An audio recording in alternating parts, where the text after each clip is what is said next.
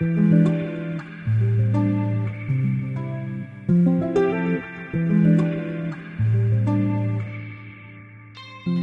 dans Sacrée Sexualité, le podcast où on parle de sexualité, mais pas comme à la télé.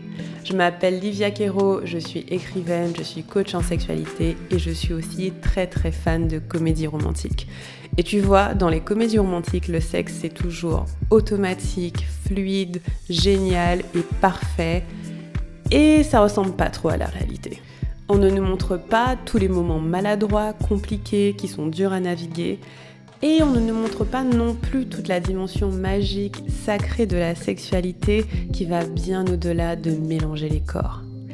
Eh bien, tu sais quoi, dans ce podcast, c'est exactement ce qu'on va faire. On va parler des choses qui sont un peu compliquées, un peu difficiles et dont personne ne parle jamais. Et en même temps, on va parler de la dimension spirituelle, énergétique de la sexualité qui en fait un outil qui te permet de te reconnecter à qui tu es et qui impacte tous les aspects de ta vie. Je suis très heureuse de t'accueillir dans ce podcast et je te dis à tout de suite pour l'épisode du jour. Hello les amis, je suis ravie de vous retrouver pour ce nouvel épisode et aujourd'hui je vous partage la rediffusion d'un live que j'ai fait sur Instagram et on a couvert les idées reçues qu'on peut avoir sur les orgasmes. Vous verrez aussi qu'à la fin je réponds à plusieurs questions des participants. Profitez-en bien et si vous ne me suivez pas encore sur Instagram, c'est l'occasion de m'y retrouver. À tout de suite. Salut tout le monde. Donc aujourd'hui, qu'est-ce qu'on a prévu? En fait, j'avais envie de partager plusieurs idées reçues que je vois sur les orgasmes et essayer de mettre un peu de clarté dans tout ça. Donc déjà, si vous ne l'avez pas encore vu, j'ai une formation gratuite très bientôt qui porte sur les orgasmes et qui vous permet de créer une belle sexualité solo ou à deux avec des orgasmes puissants de tout le corps, même si vous avez du trauma. La particularité de mon travail, c'est que on va faire tout ce qu'il faut pour augmenter votre capacité à avoir du plaisir, même si vous avez pu avoir des difficultés dans le passé, même si vous avez pu vivre des choses difficiles. Votre corps est fait pour le plaisir, donc ça ne vous empêche pas de kiffer. Et aujourd'hui en particulier, j'avais envie de vous partager quelques idées reçues sur les orgasmes de façon à ce que vous soyez un peu plus informés et peut-être un peu plus rassurés aussi. Si vous avez des questions, franchement, n'hésitez pas à les mettre dans la boîte à questions ou dans les commentaires. J'adore répondre aux questions parce que je trouve que quand il y a des questions spécifiques, je peux aller encore plus précisément et plus profond. Donc, allez-y, n'hésitez vraiment pas. Il n'y a pas de questions trop basiques ou au contraire, s'il y a quelque chose qui vous trotte en tête ou bien si vous avez une situation qui vous travaille, alors n'hésitez pas. Coucou d'une quinca. Hello! On aime les quinquas par ici. Au contraire, c'est l'âge où là, tu fais kiffer ta vie pour toi. Moi, c'est un peu comme ça que je le vois. Ok. Donc, vous avez la boîte à questions, vous pouvez vous poser vos questions dans les commentaires aussi. Vous avez la formation gratuite qui a lieu le 4 mai, vous pouvez vous inscrire dans ma bio. Donc, après ce live, n'hésitez pas à vous inscrire, ça va être vraiment bien parce que je prépare plein d'informations qui vont vraiment vous aider, qui vont changer les choses pour vous. Et ce sera aussi l'ouverture des portes de mon programme de groupe d'accompagnement qui s'appelle Diva le Temple. Donc, si jamais ça fait un moment que vous regardez le temple et vous voulez nous rejoindre, ou si vous venez d'arriver et que vous avez envie de travailler en profondeur sur votre sexualité, alors c'est un magnifique programme pour ça. Donc inscrivez-vous à la formation gratuite qui est le 4 mai. Donc plusieurs idées reçues et au fur et à mesure qu'on va discuter, on va voir s'il y a autre chose qui vient. La première, je la dis en premier parce que, en fait, oui, je parle d'orgasme et oui, je parle de plaisir sexuel, mais la première idée reçue, c'est que l'orgasme est obligatoire pour profiter d'un rapport ou pour avoir du bon sexe. Ce n'est pas le cas, ce n'est pas vrai. Ok? On peut avoir du très bon sexe sans orgasme. En fait, l'orgasme, c'est un peu l'apothéose, on va dire, du plaisir. Mais l'essentiel pour moi, c'est que vous ayez du plaisir, pas que vous arriviez à l'objectif de l'orgasme. Pourquoi? Parce que quelque part, tous les orgasmes ne se valent pas. Il y a des orgasmes qui sont un peu mécaniques et qu'on va avoir de toute façon avec un certain toucher. Mais ça ne veut pas forcément dire qu'on prend du plaisir. Je ne sais pas si vous avez déjà vécu ça. On peut, voilà, si notre corps il est habitué à l'orgasme et que voilà, on peut avoir des orgasmes, mais ça ne veut pas dire qu'on kiffe. C'est juste que on appuie au bon endroit ou la personne appuie au bon endroit. Voilà, donc le plus important pour moi, en fait, c'est pas l'orgasme, c'est le plaisir. Et plus vous prenez du plaisir sur la durée, plus vous prenez du plaisir de A à Z, plus vous avez de la chance d'avoir des orgasmes puissants. Parce que les petits orgasmes, je les appelle un peu des orgasmes atchoum, je sais pas si vous avez déjà vécu ça, qui sont tout petits. Et en fait, ces orgasmes tout petits, ils sont en général assez mécaniques. Ils viennent du fait que quand on stimule des zones érogènes, pour la plupart d'entre nous, ça va créer un orgasme. Et du coup, nous, ce qu'on va rechercher, c'est un orgasme qui est plus puissant, qui va prendre tout le corps, qui va vraiment presque nous envahir. Et pour ça, en fait, la priorité, c'est le plaisir. Donc, si vous n'avez jamais eu d'orgasme, si vous avez des petits orgasmes, si parfois vous avez la flemme d'avoir un orgasme, ça ne veut pas dire que vous n'avez pas du bon sexe. Ok? La priorité, c'est le plaisir. Et on peut avoir du plaisir de plein de façons. On peut avoir du plaisir de plein de façons. Mais mon invitation pour vous, c'est de ne pas vous focaliser sur l'orgasme comme une destination, mais plus comme comme un chemin. Voilà, un chemin d'exploration philosophique. Et du coup, c'est ce que je dis à mes clientes qui, par exemple, n'ont jamais eu d'orgasme ou veulent avoir des orgasmes plus puissants. Vous êtes sur le chemin de l'orgasme et c'est un chemin dont il faut profiter. Ok, c'est une balade. Ok, il faut prendre du plaisir sur la balade. Et il y a quelqu'un qui m'a écrit dans mes stories à quoi ça ressemble un orgasme. Et je trouve que c'est une bonne question parce que on en parle, on en parle, on en parle, mais c'est pas forcément évident si on n'en a jamais eu ou si on n'est pas sûr d'en avoir eu de savoir à quoi ça ressemble un orgasme. Alors, ça va être différent pour chaque personne. Ça va être aussi différent si vous avez une vulve ou un pénis. Mais les points communs qu'on va voir, c'est que souvent, il va y avoir une contraction du pelvis. Donc, vous allez sentir que ça contracte en bas. Donc, ça, c'est le signe que potentiellement il y a orgasme.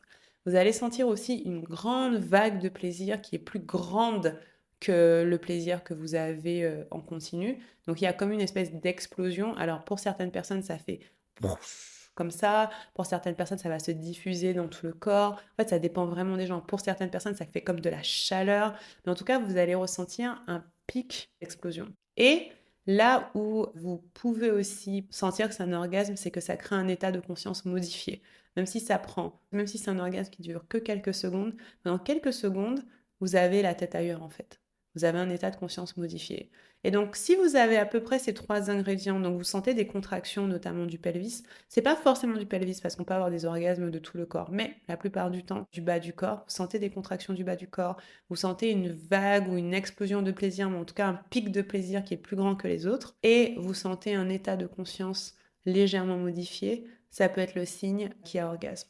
En général, quand on doute, quand on ne sait pas, c'est parce que soit on n'en a jamais eu, ce qui est complètement ok, soit on en a mais qui sont plutôt petits. Et donc du coup, si vous en avez jamais eu ou qui sont petits, vous êtes sur le chemin de l'orgasme, ok? Et ça veut dire que votre chemin, ça va être d'amplifier. Et pour ça, c'est souvent augmenter la capacité à ressentir le plaisir et à se laisser aller, quoi. Voilà, donc je réponds juste à cette question parce que je trouvais qu'elle était pertinente. Donc, première idée reçue, un orgasme est obligatoire pour avoir du bon sexe? Non. Ce qui est obligatoire pour avoir du bon sexe, c'est le plaisir, ok? Parce qu'on peut avoir des orgasmes mécaniques qui ne sont pas liés au plaisir, donc nous, on va chercher le plaisir. Il y a aussi quelqu'un qui m'a posé une question en lien avec les femmes fontaines, qui essayait de distinguer éjaculation, orgasme et être femme fontaine. Alors, moi, j'aime pas le terme femme fontaine parce que ça voudrait dire que seulement certaines femmes peuvent avoir cette expérience. Et moi, je préfère l'appeler moment fontaine, c'est-à-dire que toute personne qui a une vulve peut avoir un moment fontaine parce que scientifiquement, il n'y a aucune raison que ça n'arrive pas. Il n'y a aucune étude qui a été faite qui dit une telle, parce qu'elle est comme ça, elle peut avoir des moments fontaines et parce qu'elle est comme ça, elle peut pas. Et en anglais, on appelle ça squirting. Et je préfère l'utiliser en anglais parce que c'est juste un terme qui décrit quand il y a plein de liquide qui explose quand vous avez du plaisir. Et en fait, juste pour répondre à cette personne, on peut avoir du squirting sans orgasme. Ce sont deux phénomènes différents. Et donc, quand vous vous dites oh mon Dieu, j'ai jamais squirté, je veux squirter, ou j'aimerais bien être femme fontaine et tout, en fait, ça n'a pas vraiment à voir avec votre plaisir ou l'orgasme. Ça fait un relâchement dans le corps, ça crée du lâcher-prise, c'est agréable, mais ce n'est pas forcément lié à l'orgasme. Pour certaines personnes, ça va arriver en même temps que l'orgasme, mais pour d'autres personnes, ça n'a rien à voir. Et il y a des personnes qui sont tellement habituées à avoir ces moments fontaines qu'ils peuvent les avoir sur commande. Genre, ils y pensent, boum, ça arrive. Et donc, c'est juste pour vous dire de quand même pas vous mettre trop de pression sur tout ce qui est possible ou faisable. Nous, on cherche l'orgasme qui vient parce qu'on kiffe. On cherche pas à courir derrière. Ok? Donc, dites-moi si c'est clair pour vous, si vous avez des questions. Donc, première idée reçue, pour avoir du bon sexe, on doit avoir un orgasme. Non, pour avoir du bon sexe, il faut du plaisir. Deuxième idée reçue, c'est qu'il suffit de lâcher prise. Alors celle-là, elle saoule tout le monde à chaque fois qu'on dit aux gens « Il faut lâcher prise, il faut lâcher prise !» C'est trop chiant. Dites-moi dans les commentaires si c'est votre cas. Moi, je trouve que c'est un conseil bidon parce qu'il ne donne rien comme guidance. Il donne rien comme information, c'est pas du tout concret. Surtout que très souvent, quand mes lectrices ou mes clientes, quelqu'un leur dit il faut lâcher prise, c'est souvent un mec qui leur dit mais si, lâche-toi, lâche prise. Elles sont là, mais comment comment je fais pour lâcher prise? Je ne sais pas. Et en fait, pour moi, ça ne sert pas de se dire je dois lâcher prise parce qu'en fait, vous n'avez pas l'information de ce que vous devez faire. Parce que lâcher prise, c'est pas très concret pour le corps. Genre, il lâche prise, mais sur quoi? Comment? Physiquement, ça donne quoi? Et donc, du coup, la prochaine fois qu'on vous dit ou vous dites je dois lâcher prise, dites-vous plutôt, pour avoir un petit peu plus de contexte, je dois lâcher le contrôle, parce que très souvent, sur quoi on lâche prise? Sur du contrôle, on lâche pas prise sur rien. Je dois lâcher le contrôle. Et en fait, en priorité, pour pouvoir lâcher le contrôle, on doit se sentir en sécurité. Et donc, au lieu de dire il suffit de lâcher prise pour avoir un orgasme, le plus important, c'est de dire il faut être en sécurité pour avoir un orgasme. Il faut se sentir en sécurité, il faut se sentir stable et dans un endroit où on se sent bien. Pourquoi? Parce que tout à l'heure, si vous vous rappelez, je vous disais que en général, dans un orgasme, il y a un état de conscience modifié. On va devoir faire confiance à la personne qui est là, ou si on est solo, au fait qu'on est bien ancré sur Terre, quoi. Enfin, c'est étrange à dire, mais c'est le cas. Et donc, du coup, on va arrêter de dire je dois lâcher prise, et à la place, je vous invite à dire je dois me sentir en sécurité. Parce que si je me sens en sécurité, alors j'ai plus besoin de rien contrôler, je peux vraiment en profiter. Ça fait sens pour vous? C'est logique? Et donc, je dois me sentir en sécurité, je dois me sentir à l'aise, je dois me sentir ancrée. Et donc là, ça va me permettre en fait d'arrêter de contrôler ce que j'essaie de contrôler. Et donc, qu'est-ce qu'on essaie de contrôler? On essaie de contrôler comment notre corps agit, on essaie de rentrer le ventre, on essaie de se dire oui, mais je vais pas demander ça, je vais plutôt demander ça. On essaie de contrôler ce que l'autre pense, on essaie de contrôler notre pensée. Et donc, pour lâcher le contrôle, vous devez vous sentir en sécurité. C'est la deuxième idée reçue. Ok?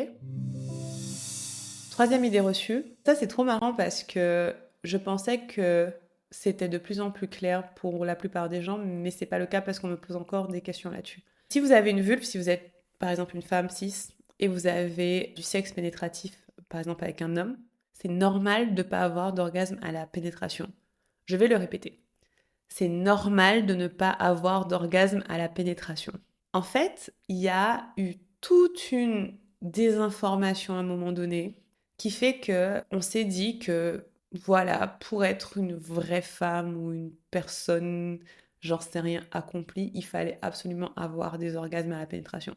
Et ça vient un peu de Freud parce que Freud a dit que les orgasmes pénétratifs c'était les orgasmes de femmes mûres et que les autres types d'orgasmes, par exemple clitoridiens, c'était des orgasmes de petites filles. Et donc du coup, il y a eu toute une période dans le XXe siècle où en gros, le clitoris a été complètement ignoré, mais limite on se disait, si j'ai pas d'orgasme avec la pénétration, c'est que j'ai un problème. Et je viens vous dire que non, c'est l'inverse. C'est normal de ne pas avoir d'orgasme pendant le sexe pénétratif parce que le sexe pénétratif n'est pas une façon fiable d'avoir un orgasme pour une femme ou une personne à vulve. C'est une façon plutôt fiable pour une personne qui a un pénis, mais ce n'est pas une façon fiable pour une personne qui a une vulve. Alors les personnes qui ont une vulve, je crois qu'il y a un tiers d'entre elles qui ont des orgasmes systématiquement à la pénétration. Un tiers, si c'est pas moins. Par exemple, moi, j'ai pas d'orgasme systématique à la pénétration, alors là, je sais même pas. Je n'essaie même pas. Je vais en avoir si j'essaie et si je me dis, ok, telle position, comme ça, comme ça, comme ça. Mais c'est pas là où je vais aller chercher mon orgasme, je vais chercher autre chose, chercher un autre type de plaisir. Et donc, si vous n'avez pas d'orgasme à la pénétration, c'est tout à fait normal parce que ce n'est pas une façon fiable d'avoir un orgasme quand on a une vulve. La façon la plus fiable, c'est l'orgasme clitoridien et la stimulation en externe. Donc, lèvres extérieures, clitoris, tout ça, et à la rigueur, entrée du vagin avec le point G. Et donc du coup, la stimulation externe, c'est ce qui va vous donner un orgasme de façon la plus fiable. Et pourquoi j'utilise le terme fiable? C'est parce que c'est sur ça que vous pouvez compter le mieux. Par contre, vous pouvez avoir des orgasmes de tout le corps. Ok? Il y a énormément de façons d'avoir des orgasmes. On peut avoir des orgasmes clitoridiens, vaginaux, entrée du vagin, fond du vagin, cervicaux, orgasme anaux, orgasme des tétons, orgasme cérébraux, orgasme énergétique, orgasme de la gorge, orgasme de tout ce que vous voulez, tout est accessible. Avec des pratiques, de la respiration, etc., tout est accessible et c'est ce que j'enseigne à mes clientes. Il y a plein de façons d'avoir des orgasmes. Cependant, ne vous en voulez pas si la façon la plus fiable que vous avez d'avoir un orgasme, si vous en avez, c'est le clitoris, parce que c'est normal. C'est normal. C'est le cas de 65% des personnes qui ont une vulve. Et voilà, donc si jamais vous vous dites «Oh, j'arrive pas à avoir un orgasme pendant le sexe avec mon gars», si c'est avec la pénétration, c'est normal. C'est en fait assez rare. Ok?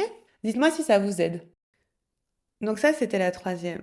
J'ai un problème si j'ai pas d'orgasme à la pénétration. Non, t'as pas de problème. C'est tout à fait normal.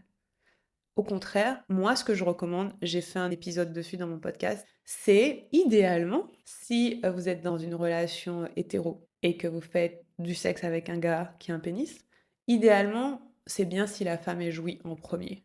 Et donc, s'il y a un orgasme, par exemple, clitoridien en premier. Pour plein de raisons, mais y compris le fait qu'une fois que la pénétration commence, elle a déjà eu son orgasme et elle peut vraiment kiffer en étant encore plus détendue, plus ouverte, en kiffant encore plus. Le truc, c'est que très souvent, le sexe va s'arrêter quand l'homme a l'orgasme, ce qui est la faute du patriarcat et de la misogynie selon moi.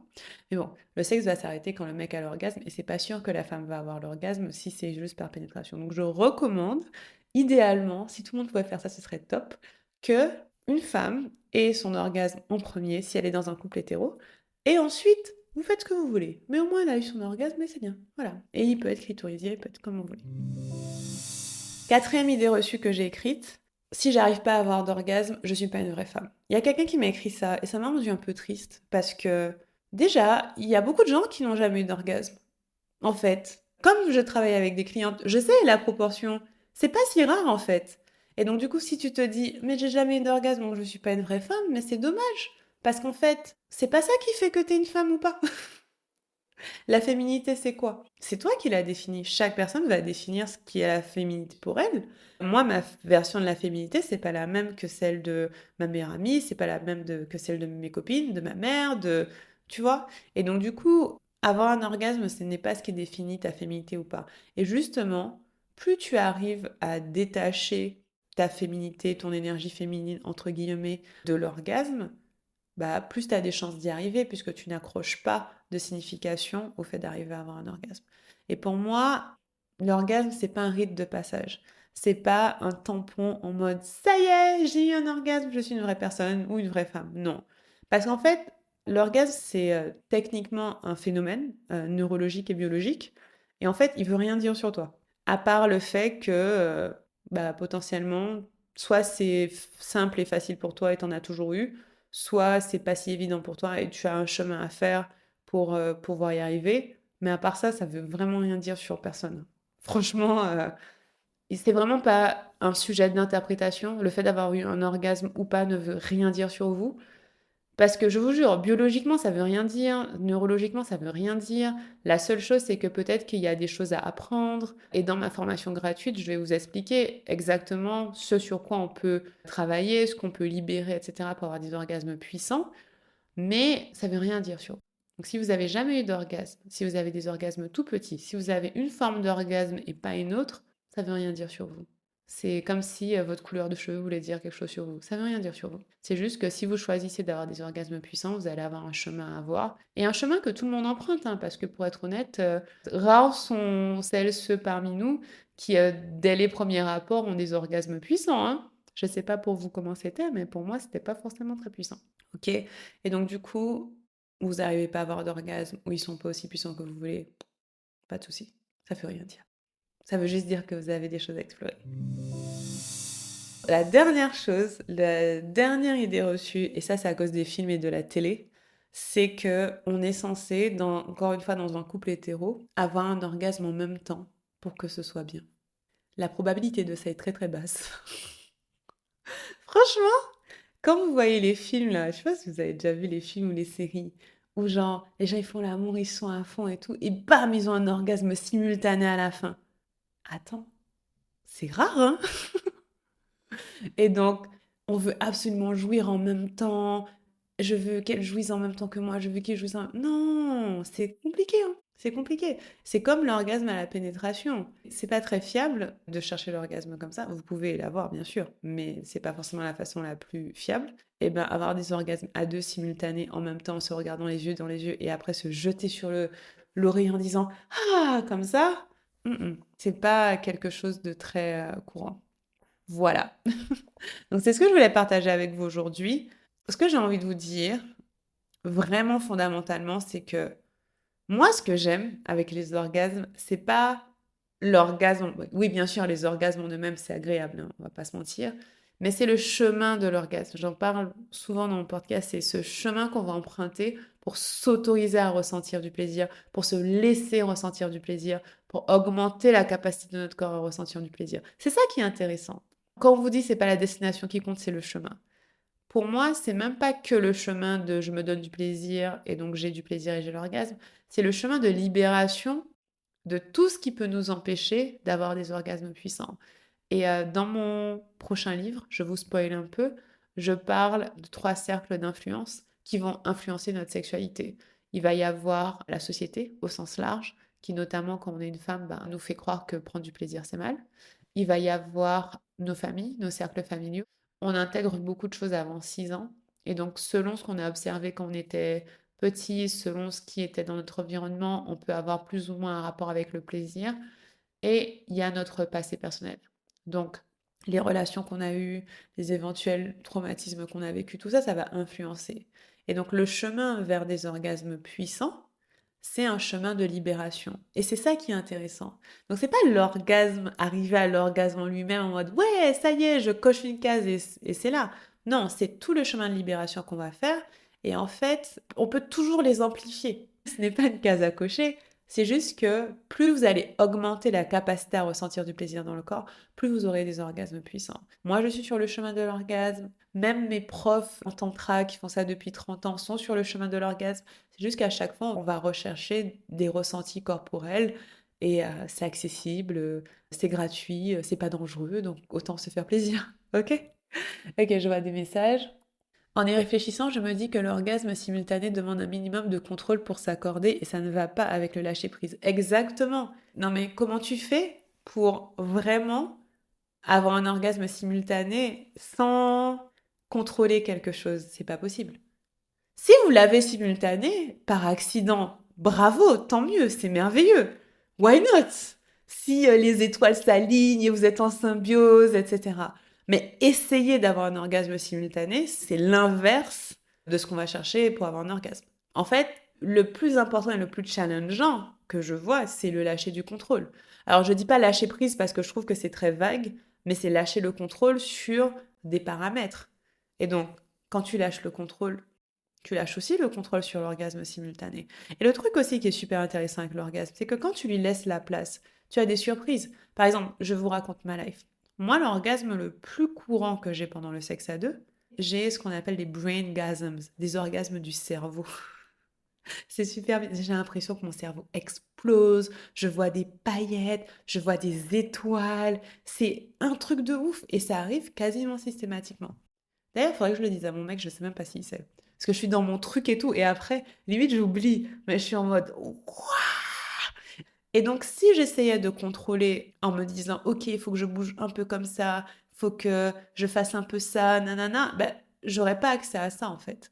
Pareil, beaucoup des orgasmes personnellement que j'ai, ils sont vachement énergétiques, ils sont vachement dans le corps. Ils sont pas forcément trop localisés, sauf si on va faire des choses localisées. Mais par exemple, pendant la pénétration, c'est souvent dans le corps que je sens énormément d'énergie qui augmente et tout. Et donc, si tu contrôles ça, si tu te dis, ah, je veux avoir un orgasme comme ça, comme ça, comme ça, et faire ça, ça, ça, bah, c'est dommage, parce que tu peux passer à côté de quelque chose. Et c'est ça qu'il faut vous dire, en fait. J'ai écrit une newsletter dessus il y a 2, 3 jours, et c'était pour lâcher le contrôle, une affirmation qui peut t'aider, c'est dire, j'accepte d'être agréablement surprise. Ok? J'accepte d'être agréablement surprise. Et ça te permet d'arrêter de traiter le sexe, que ce soit solo ou à deux, comme une espèce de jeu téléguidé, comme si tu jouais à Mario Kart, et à la place, comme une exploration et comme un endroit où oui, vous allez être surpris. Et vous serez surpris et surprise que si vous arrêtez de vouloir contrôler la situation et les paramètres. Et c'est ça en fait que le chemin de l'orgasme vous apprend en fait, à lâcher le contrôle sur les paramètres et à ne pas forcément vouloir que les choses se passent exactement comme vous l'auriez voulu. Mais après, pour revenir sur ce que je disais au début, pour arriver à ça, il faut se sentir en sécurité. Et le fait de se sentir en sécurité, ça va venir de la relation, c'est-à-dire est-ce que vous êtes en sécurité avec la personne?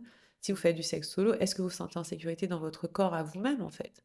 Est-ce que vous sentez que vous pouvez lâcher, être dans un espace de conscience modifié et vous sentir tout à fait à l'aise? Est-ce que vous êtes en sécurité de ressentir le plaisir? Parce que parfois, ressentir le plaisir fait peur. Par exemple, si ça vous fait de la honte, de la culpabilité, si c'est trop intense, eh ben, on peut éviter ce plaisir-là. Et donc, c'est ça qu'on va chercher, se sécuriser, se sentir bien, se sentir ancré et arrêter de vouloir maîtriser tout ce qui se passe, quoi. C'est une métaphore pour la vie, quelque part, hein. C'est pour ça que moi, j'aime bien ce sujet. C'est une espèce de métaphore pour la vie où tu te dis, ben, tu veux contrôler tous les paramètres, mais en fait, à force de contrôler tous les paramètres, t'es pas en train de profiter de tout ce que la vie pourrait t'apporter. Mm.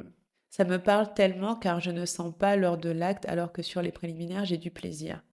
Eh ben, c'est très possible que ce que tu appelles l'acte, j'imagine que c'est la pénétration, c'est très possible que la pénétration soit pas l'endroit où tu prends le plus de plaisir, et c'est le cas de la plupart des personnes qui ont une vulve. Comme je disais au début, en fait, ce qu'on appelle les préliminaires dans les couples hétéros, c'est le sexe pour quelqu'un qui a une vulve. Parce que là où les orgasmes sont le plus fiables, c'est en externe, ce n'est pas en interne. Et donc c'est tout ce qui est clitoris, lèvres externes et entrée du vagin. Et donc, du coup, pour beaucoup d'entre nous, bah, le sexe, il devrait se passer là. Et pour moi, l'idéal, c'est d'avoir ton orgasme là. Et après la pénétration, let's go, on y va, on se fait plaisir, il n'y a pas de souci. Et bien sûr, il y a un chemin pour aussi aimer la pénétration. Par exemple, moi, j'aime beaucoup. Et il y a un chemin pour aimer la pénétration, pour trouver des angles qui nous font plaisir, qui nous font du bien.